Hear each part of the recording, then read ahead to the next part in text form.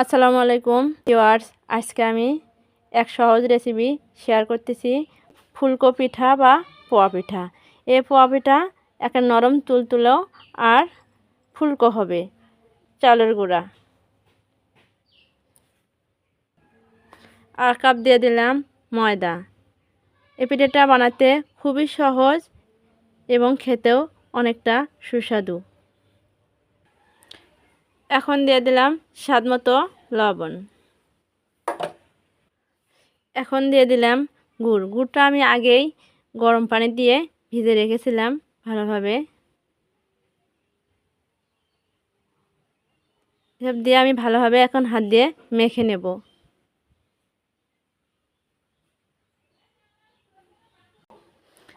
আমি গুড়গুলো সবগুলো দিয়ে দিলাম।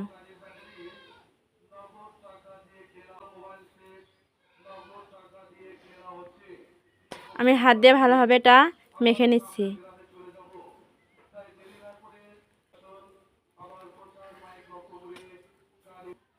এখন দিয়ে দিলাম আমি হালকা কুসুম কুসুম গরম পানি।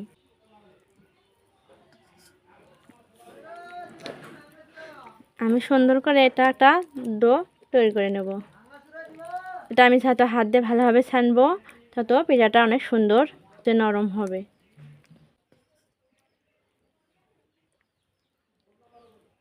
দেখেন আমার সুন্দর একটা পিঠা আমি এখন তৈরি করে নিলাম।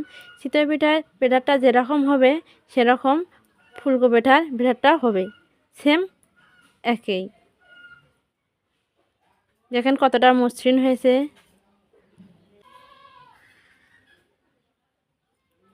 কত সুন্দর হয়েছে ব্যাটারটা। এখন আমি এটা 10 মিনিটের জন্য ঢেকে রাখলাম। চুলাতে আমি তেল দিয়েছি, তেল গরম হয়ে গেছে। দেখেন এখন আমি পিঠাটা দিয়ে দিলাম। দেখেন পিঠাটা কত সুন্দরভাবে ফুলছে।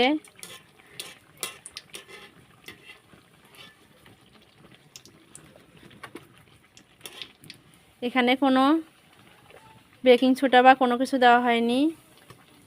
দেখেন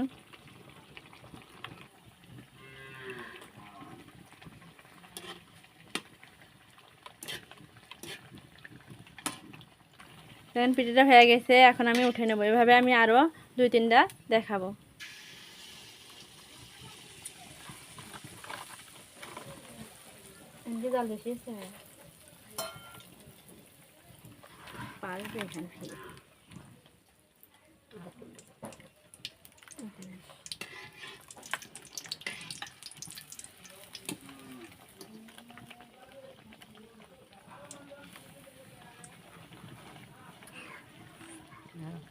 কত সুন্দরভাবে ফুলকো হয়েছে। এটা আমি উঠে নেব। এভাবে বাকি সবগুলো আমি পিঠা ভেজে নেব।